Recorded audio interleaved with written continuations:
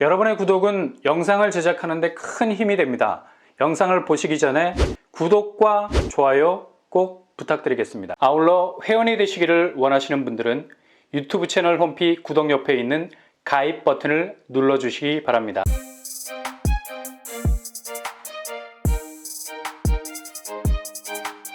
안녕하세요. 뻔뻔한 복도빠입니다. 한국은행이 오늘 예상 그대로 기준금리 동결을 했습니다. 상당히 상징적인 의미가 있는 거죠. 이렇게 경제 지표가 좋지 않은 상황에선 선택지가 별로 없는 거라는 팩트를 멱살 잡듯이 흔들어서 지금 나라 살림이 많이 어렵다는 걸 반증을 해주고 있죠. 이걸 또 부동산 금리 인하 쪽으로 연결을 해서 이젠 한국은행이 완전히 금리 인하 쪽으로 돌아섰다는 시그널로 받아들이는 분위기도 있는데요. 이건 뭐 거의 자작 소설을 쓰는 거죠. 아니, 금리 동결을 어떻게 부동산하고만 연결해서 생각하는 머리 회로 구성이 조금 궁금하기도 하고요. 이건 어디까지나 위기관리 차원에서 나온 금리 동결입니다. 5차례 연속으로 금리를 올려야 할 상황에서 지금 이걸 부여잡고 완벽하게 흔들바이 스탠스로 가는 건 뭔가 변화가 있을 것 같기도 한데 전혀 움직이질 않아. 그만큼 선택지가 없다는 얘기죠. 당장 우리나라 경제가 둔화 조짐을 보이고 있고 대외적인 부동산 금융 파산 위기가 몰려올 수 있는 리스크가 생길 수 있기 때문에 자칫 금리를 위쪽으로 옮겨갔다간 그냥 지금도 깔려있는 부채가 1068조 수준인데 그냥 내간 수준이 된다는 거죠.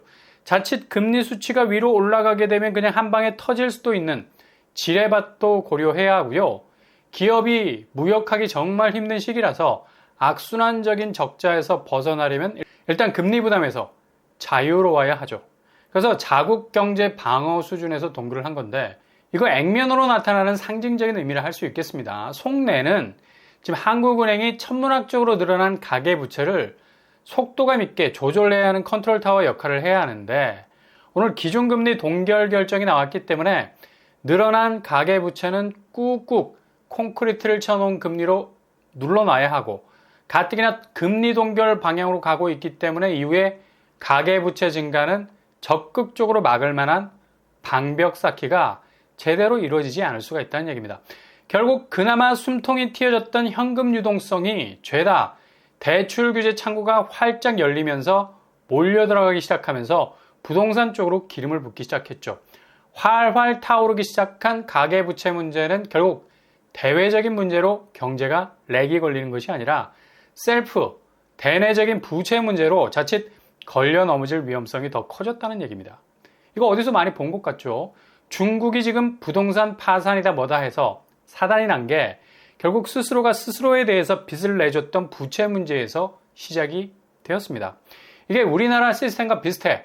몰빵, 부동산 형태로 자산이 쌓이기 시작했는데 이게 그대로 빚더미가 될 수밖에 없는 건 죄다 빌려온 돈들이 쌓아놓은 산업 금자탑이 아니라 부채 금자탑이 되어버린 거죠.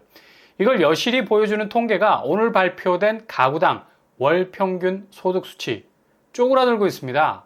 실질 소득이 줄어들면서 동시에 물가까지 뛰게 되니 체감적으로 느낄 수 있는 소득은 더 줄어들 수밖에 없고요. 정말 월급 빼고 모든 게 오른다는 말이 피부로 이태리 타월 밀어대는 것처럼 생생해. 근데 여전히 빚잔치는 계속되고 있고요. 이런 상황에서 한국은행이 기준금리는 동결했지만 은행채 금리에 물려있는 시중은행, 금리가 지방자치제입니다. 따로 움직일 수밖에 없고 결국 주담대 금리까지 건드리게 되고 금리 인상은 연말까지 상단 7% 선을 훌쩍 넘어갈 가능성이 높다는 거죠. 이렇게 되니 단지 주담대 금리를 떠나서 실질적으로 신용이든 주담대든 빌려온 돈에 대한 이자에 붙은 금리가 올라갈 수밖에 없고요. 실질적으로 쪼그라든 소득에서 내야 하는 이자 비용 더욱 증가할 수밖에 없다는 얘기죠. 현실적으로 자산을 움직일 수 있는 가처분 소득은 2006년 이래로 역대급 감소 추세에 있습니다. 빚이 문제가 될 수밖에 없는 건 가처분 소득으로 이런 부채를 해결하지 못하게 된다는 거예요. 땜빵이 안 되니 그동안 빚으로 집을 산 모든 것은 부실 자산이 되어버리고 결국 개인 채무 불이행이라는 불행이 찾아오게 되는 거죠. 이게 부동산 시장에서 가장 절실하게 보이는 부분이 바로 전세 시장입니다. 집주인이 전세 주고 보증금 활용을 할 수밖에 없는 건 자금이 딸리기 때문입니다. 근데 전세가가 계속 빠지기 시작하면 자칫 집이 넘어갈 수 있는 상황이 발생할 수도 있어요. 역전세난. 이거 올해 초반에 걱정거리였는데 이젠 뭐 전세가 없어서 못 줄 정도라고 전세난을 걱정해야 한다고 떠들어대는데 실제로 강남 전세 시장은 이런 보도 분위기와는 많이 달라요. 전세가 안 빠지고 쌓이고 있고 가격대도 그렇게 본격적으로 오르질 못하고 있다는 거죠. 역전세 나는 곳에서 다시 재계약해서 전세가를 올려줘도 마이너스인데 이거 뭐 전세가가 오르는 게 아니잖아요. 집주인이 내줄 돈이 없으니 제발 좀 살아달라고 애원을 하는 겁니다. 레미안 원베일리 매매가가 본격 나오기 시작하는데 고점 대비 37억 수준이에요.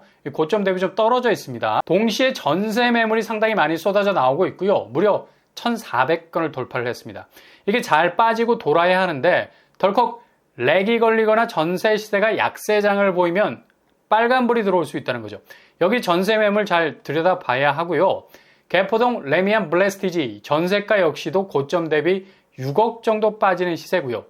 반포동 아크롤 리버파크 역시도 고점 대비 12억 정도 빠지고 있는 전세 시세 보이고 있습니다. 이거 충격이죠. 같은 반포동 레미안 퍼스티지 역시도 고점 대비 거의 10억 정도 빠져 있는 전세 시세를 보이고 있네요. 역전세가 해소되었다는 분위기가 전혀 아니란 얘기죠. 당연히 전세와 같이 가는 매매가도 휘청거릴 수밖에 없는데 어떻게 해서든 거래가를 올려야 하겠다는 호가 방어세가 계속해서 계약 취소 방법으로 거래가를 올려보겠다는 심보 엄청나게 작동을 하고 있습니다. 특히 아시아 선수촌 아파트 계약 취소건이 빈번합니다. 8월에 해제 발생한 거래 취소건이 눈에 많이 띄죠. 이거 가격 고점으로 치고 호구 걸리기를 기다리는 거죠. 무슨 스파이더맨이냐? 거미줄 치고 기다리고 있게. 신현대 12차 역시 취소건 수가 여기는 무슨 10억 차이가 나. 이렇게 갑자기 치고 나오는 가격은 많이 이상한 겁니다. 잠실주공 5단지 역시도 자전거래로 의심되는 취소 건수가 나오기도 하고요. 이거 심심할 때 찾아보시면 부지기수입니다. 이런 식으로 가격을 올려서 빨리 팔고 나오고 싶은 마음이 굴뚝이죠. 그래야 지금 개인 유동성 위험도 줄이고 집이 넘어가지 않을 수 있으니까. 게다가 고점에서 팔고 하반기 집값 추이를 보겠다는 계산도 깔려 있습니다. 당장 지금 반등한다는 서울 수도권 집값만 봐도 그리 낙관적이질 못해요. 방배동, 방배 레미안 30평대 고점 17억 대비 13억 거래가 나왔습니다. 그것도 8월 거래입니다. 확실히 4억 정도의 낙폭을 기록하고 있고요. 개포동 우성 3차 55평 대형 평수죠. 강세라고들 하는데 고점 대비 3억 정도의 하락세 보이고 있습니다. 일원동에 있는 수서 1-2단지 20평대 고점 15억 대비 12억까지 내려와 있습니다. 이렇게 약세 현상을 보이는 곳들 눈에 띄고요. 강서쪽, 대림, 경동 여기는 낙폭이 굉장히 큰 편이죠. 고점 16억 대비 10억까지 내려와 있습니다. 분당으로 가보면 야탑동, 분당도 하락세, 탑타워빌 40평대 거의 4억의 낙폭 기록하고 있네요. 11억의 거래가 됐네요. 반도체 호재가 있는 화성, 여기는 반토막을 넘어설 뿐만 아니라 전세가보다 매매가가 더 싸요. 3억 7천의 거래가 됐습니다. 확실히 경기권은 맥을 못 추고 있는 상황이죠. 지금 청약에서도 볼 수 있듯이 서울에서만 진검승부를 봐야 하겠다는 심리가 서울 청약 경쟁률을 엄청나게 끌어올리고 있지 않습니까? 9월 서울 분양단지 정말 엄청나게 쏟아져 나옵니다. 분양가 막 던져도 다 받아줘. 미친 듯이 수요가 몰리기 때문에 건설사, 조합 떵떵거리면서 분양할 수 있는 거고요. 이젠 수분양자가 갑이 아니라 절대적인 을이 됐죠. 직전 단지 흥행 성적을 믿고 1억씩 올리는 가격에도 흥행하자 이렇게 쏟아지는 겁니다.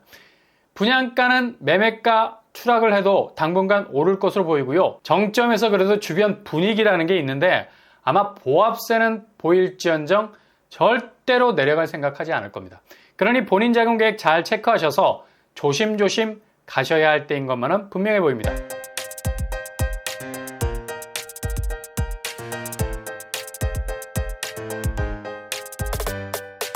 오늘의 부동산 캐릭터처 신고가를 죄다 계약 취소 중. 이거 자전거래도 동원되면서 호가 방어선을 치고 있는데 결국 그 자금의 부담은 수요자가 다 물게 됩니다. 결코 호의적이지 못한 하반기 부동산 하락세를 보면 자칫하다간 큰일 나겠다는 생각도 들고요. 정말 한 걸음 옮기실 때마다 최대한 주의를 기울여서 가셔야 할 때입니다. 오늘도 응원합니다. 여러분의 길이 꽃길만 되실 수 있기를 바랍니다. 이상으로 뻔뻔한 목독방을 마치겠습니다. 구독과 좋아요 부탁드립니다. 감사합니다.